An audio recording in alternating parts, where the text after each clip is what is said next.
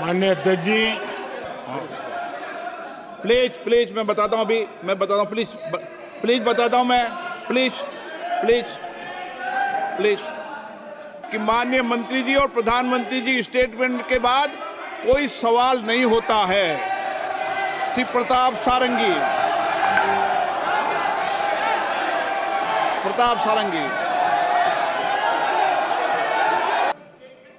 माननीय अध्यक्ष जी, मैं प्रयागराज में हुए महाकुंभ पर वक्तव्य देने के लिए आज मैं इस सदन के माध्यम से कोटि कोटि देशवासियों को नमन करता हूं, जिनकी वजह से महाकुंभ का सफल आयोजन हुआ।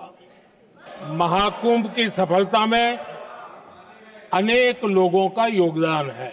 मैं सरकार के, समाज के सभी कर्मयोगियों का अभिनंदन करता हूं। देश भर के श्रद्धालुओं को यूपी की जनता, विशेष तौर पर प्रयागराज की जनता का धन्यवाद करता हूं।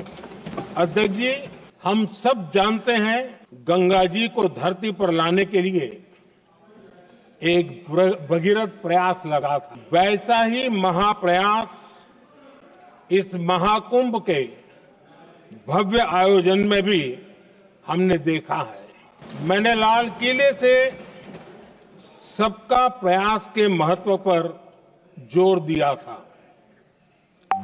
पूरे विश्व ने महाकुंभ के रूप में भारत के विराट स्वरूप के दर्शन किए।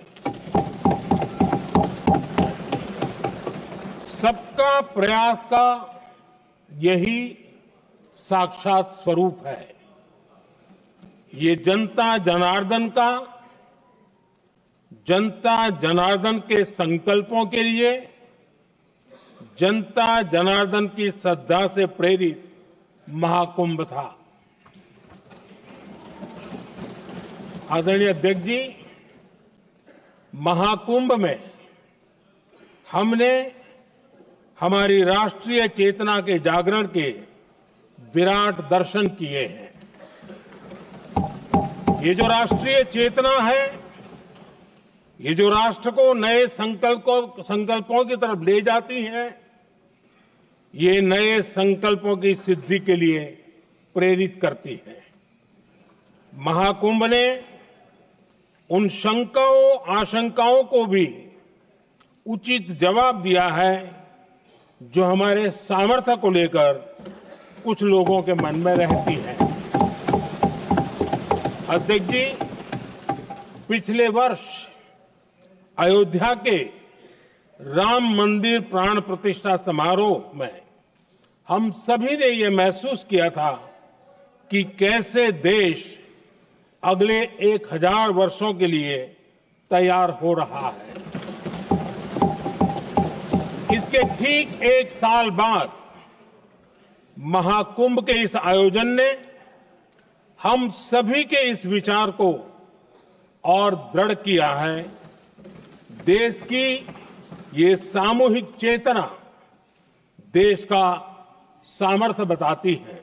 किसी भी राष्ट्र के जीवन में, मानव जीवन के इतिहास में भी अनेक ऐसे मोड़ आते हैं जो सदियों के लिए, आने वाली पीढ़ियों के लिए उदाहरण बन जाते हैं। हमारे देश के इतिहास में भी ऐसे पल आए हैं जिन्होंने देश को नई दिशा दी, देश को झकझोर कर जागृत कर दिया।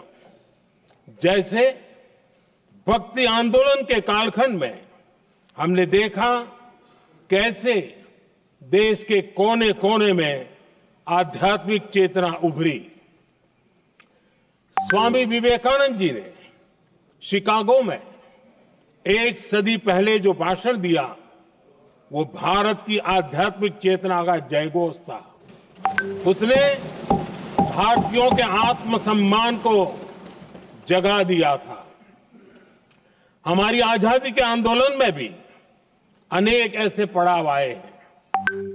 1857 का स्वातंत्र संग्राम हो, वीर भगत सिंह की शहादत का समय हो, नेताजी सुभाष बाबू का दिल्ली चलो का जयघोष हो, गांधी जी का दांडी मार्च हो, ऐसे ही पड़ावों से प्रेरणा पाकर भारत ने आजादी हासिल की।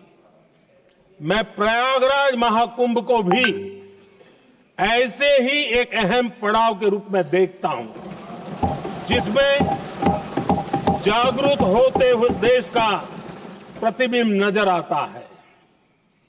अध्यक्ष जी, हमने करीब 1.5 महीने तक भारत में महाकुंभ का उत्साह देखा, उमंग को अनुभव किया।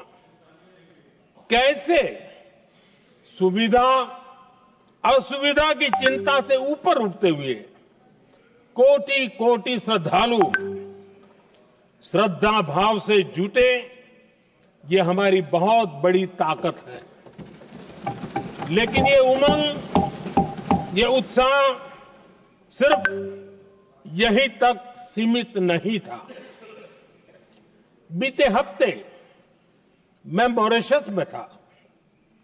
मैं त्रिवेणी से, प्रयागराज से महाकुंभ के समय का पावन जल लेकर गया था। जब उस पवित्र जल को मॉरिशस के गंगा तालाब में अर्पित किया गया, तो वहां जो श्रद्धा का, आस्था का, उत्सव का माहौल था, वो देखते ही बनता था। ये दिखाता है कि आज हमारी परंपरा, हमारी संस्कृति, हमारे संस्कारों को आत्मसात करने की, उन्हें सेलिब्रेट करने की भावना कितनी प्रबल हो रही है। अध्यक्ष जी, मैं ये भी देख रहा हूं कि पीढ़ी दर पीढ़ी हमारे संस्कारों के आगे बढ़ने का जो क्रम है, वो भी कितनी सहजता से आगे बढ़ रहा है। आप देखिए, जो हमारी मॉडर्न युवा पीढ़ी है, ये कितने श्रद्धा भाव से महाकुंभ से जुड़े रहे, दूसरे उत्सवों से जुड़े रहे हैं। आज भारत का युवा अपनी परंपरा, अपनी आस्था, अपनी श्रद्धा को गर्व के साथ अपना रहा है। अध्यक्ष जी, जब एक समाज की भावनाओं में अपनी विरासत पर गर्व का भाव बढ़ता है, तो हम ऐसी ही भव्य प्रेरक तस्वीरें देखते हैं जो हमने महाकुंभ के दौरान देखी। इससे आपसी भाईचारा बढ़ता है और यह आत्मविश्वास बढ़ता है कि एक देश के रूप में हम बड़े लक्ष्यों को प्राप्त कर सकते हैं। अपनी परंपराओं से, अपनी आस्था से, अपनी विरासत से जुड़ने की ये भावना आज के भारत की बहुत बड़ी पूंजी है। अध्यक्ष जी, महाकुंभ से अनेक अमृत निकले हैं। एकता का अमृत, इसका बहुत पवित्र प्रसाद है। महाकुंभ ऐसा आयोजन रहा जिसमें देश के हर क्षेत्र से, हर एक कोने से आए लोग एक हो गए। लोग अहम त्याग कर वयम के भाव से, मैं नहीं हम की भावना से प्रयागराज में जुटे। अलग अलग राज्यों से लोग आकर पवित्र त्रिवेणी का हिस्सा बने। जब अलग अलग क्षेत्रों से आए करोड़ों करोड़ों लोग राष्ट्रीयता के भाव को मजबूती देते हैं, तो देश की एकता बढ़ती है।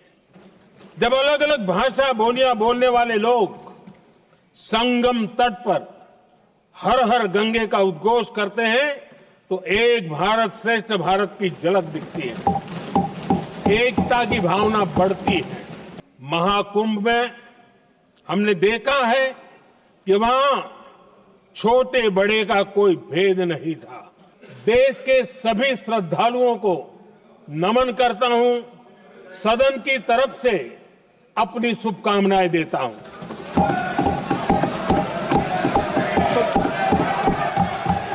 नियम 372 एक मिनट, नियम 372 के तहत आप विद्वान माननीय सदस्य विषय उठा रहे थे ना, इसलिए मैं बोल रहा हूं, आप नियम पढ़ लिया करें। हर विषय सदन नियमों से चलता है। 372 के अंदर ये नियम है कि माननीय मंत्री जी या प्रधानमंत्री स्वेच्छा से स्टेटमेंट देते हैं, और उसमें यह भी नियम है कि माननीय मंत्री जी और प्रधानमंत्री जी स्टेटमेंट के बाद कोई सवाल नहीं होता है। श्री प्रताप सारंगी।